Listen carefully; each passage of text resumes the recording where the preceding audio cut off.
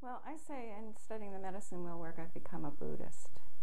And I think it is a matter of combining things. And if you take a look at the major religions of the world, they all have a place on the medicine wheel where they sit. So it is a matter of combining things. And I worked with a man in the Bay Area who was a nuclear physicist at Livermore Labs.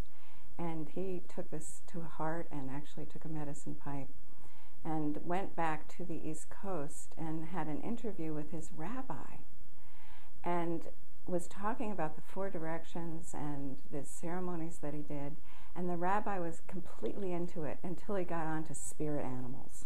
And then the rabbi couldn't go with him. So when you're working in the medicine wheel, animals are the communicators to you. So if you see a squirrel run by or a possum in your backyard, these things have meaning. These are messages to you. And some of the religions obviously don't follow you down that path. But to me, it's not about embracing a religion. It's about embracing a mythology. And it's Joseph Campbell's idea of the hero's journey. You know, we embark, we go on a great adventure, and we come back and we teach the tribe what we've learned. It teaches you about embracing all parts of yourself, all parts of humanity. So to integrate it into whatever your current belief system is can only enrich it. And I have a very good friend whose name is Cynthia, and she and I did this work together, and at that point she was on the circuit, traveling internationally, teaching people from different cultures how to get along with each other. She had been born in Pennsylvania and raised in Saudi Arabia and married a man who was a Moroccan Jew. So she was able to approach people from very, very different ideas and ideologies and get them to start talking to each other. And she and I had been out of contact for about 15 years. And I called her and I asked her what she was doing. And she said, well, you're going to think this is crazy, but my new path has something to do with stones. And I said, oh, Cynthia, tell me more. And she told me that she had been in a bookshop and found a book by a woman named Evelyn Eaton.